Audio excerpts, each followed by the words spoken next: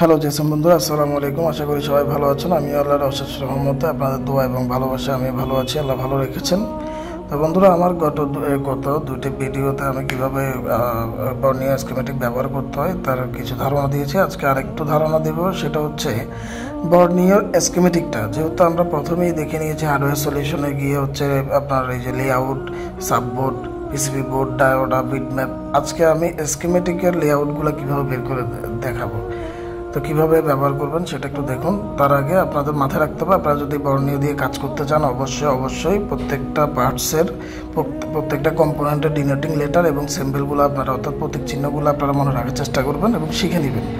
আর শিখে নেওয়ার পরে দেখুন, এখানে এই দেখতেই পাচ্ছেন, এই যে এখানে দেখুন, এই যে একপাশে যে চিহ্নগুলো দেওয়া আছে ওগুলো হচ্ছে আপনার এই যে গ্রাউন্ডের চিহ্ন।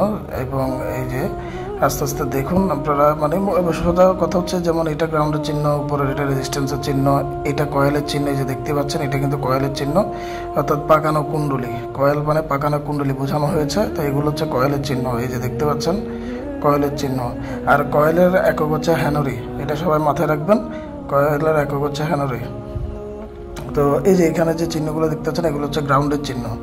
হ্যাঁ, এগুলো যেখানে দেখবেন চেষ্টা করবেন, মনে করবেন ওটা হচ্ছে যে একটা প্রান্ত হচ্ছে গ্রাউন্ড আছে। যেমন এখানে যে গ্রাউন্ডের পাশে যে দুইটা চিহ্ন দেখতে পাচ্ছেন ওটা হচ্ছে আপনার ক্যাপাসিটরের চিহ্ন। তো ক্যাপাসিটরের এক পাশে যদি এরকম গ্রাউন্ডের চিহ্ন দেখেন তাহলে বুঝবেন ওটা প্যারালাল অবস্থাতেই আছে। আর সিঁড়ির অবস্থাতে কখনো গ্রাউন্ডের চিহ্নটা থাকবে না। তো এইভাবে আসলে মূলত আমাদের এই বুঝে কাজগুলো করতে হবে। যখন আপনি স্কিমেটিকটা ভালোভাবে বুঝবেন, ইনশাল্লাহ আল্লাহর অশেষ রহমতে আপনাদের সকলের জন্য কাজটা খুব সহজ হয়ে যাবে। আমি বলছি না যে আপনি এটা বুঝলে যে 100তে 100 সব কিছু রিপেয়ার করতে পারবেন, বিষয়টা আসলে এমন না। কারণ এইটা এমন একটা জগৎ, এই জগতে হচ্ছে শেখার কোনো শেষ নেই। আর আমরা প্রতিদিনই শিখতে হবে। আপনি প্রতিদিনই শিখবেন, যেহেতু নিত্য নতুন সব আপডেট আসছে, আপনি প্রতিদিনই শিখতে হবে।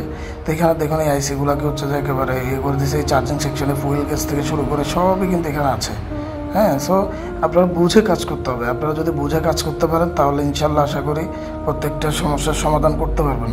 যেমন দেখুন, এটা হচ্ছে ডায়োডের চিহ্ন, তারপরে ডায়োডের পরপরই আছে রেজিস্ট্যান্সের চিহ্ন। হ্যাঁ, এখানে আবার রেজিস্ট্যান্সের চিহ্ন দেখা যাচ্ছে। বেশিরভাগ এখানে সবগুলোই রেজিস্ট্যান্স এবং ডায়োড, বুঝতে পারছি। আর এই যে দেখুন নিচের যে চিহ্নগুলো, এগুলো কিন্তু এই যে ক্যাপাসিটর, উপরে গ্রাউন্ডের উপরে যে দুই দিকে আছে ওটা হচ্ছে ক্যাপাসিটর। তো এভাবে আসলে আমরা বুঝবো। তো ধন্যবাদ বন্ধুরা, ভালো থাকবেন। আমি আপনারা আস্তে আস্তে আরও পার্ট বাই পার্ট ভিডিও দিব। দোয়া করবেন সবাই।